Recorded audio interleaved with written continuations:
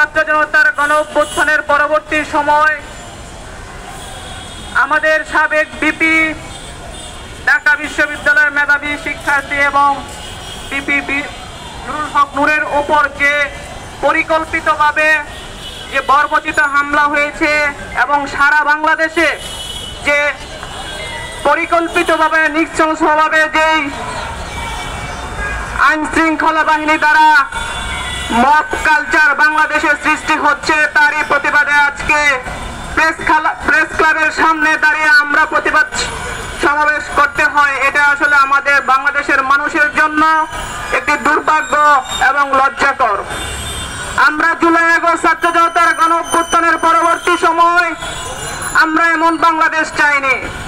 আমরা এমন বাংলাদেশ চেয়েছি যে বাংলাদেশ হবে মানুষের নিরাপত্তা, যে বাংলাদেশ হবে গণতান্ত্রিক বাংলাদেশ।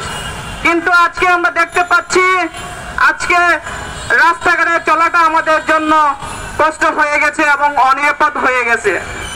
নিরাপত্তার জন্য যদি আমাদের আবার পরবর্তী জুলাই আগস্টের পরবর্তী প্রতিবাদ করতে হয় প্রেস ক্লাবের সামনে দাঁড়িয়ে, আমরা কেমন বাংলাদেশ করেছিলাম, কিন্তু দুর্ভাগ্য এবং পরিতাপের বিষয় হলো আমরা চেয়েছিলাম ফ্যাসিস্ট মুক্ত বাংলাদেশ এবং ফ্যাসিস্টের যে দোসররা রয়ে গেছে তাদেরকে আমরা আইনের আওতায় এনে তাদের দোষী সাব্যস্ত করে বিচার করব। কিন্তু আমরা দেখতে পাই এই দোসররাই আজকে বড় বড় প্রশাসনিক দায়িত্বে এবং চেয়ারের মধ্যে রয়ে গিয়েছেন।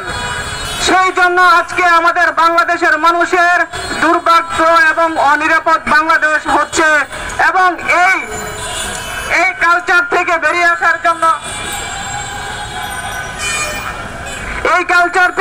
আসার জন্য আমরা একটি গণতান্ত্রিক সরকার প্রতিষ্ঠা করতে চাই এবং যত দ্রুত সম্ভব অতি বিলম্বে একটি গণতান্ত্রিক নির্বাচন করে একটি গণতান্ত্রিক সরকার প্রতিষ্ঠা হোক, যেখানে আইনের সুশাসন থাকবে, মানুষের নিরাপত্তা থাকবে, মানুষের মৌলিক অধিকার উন্নয়ন হবে।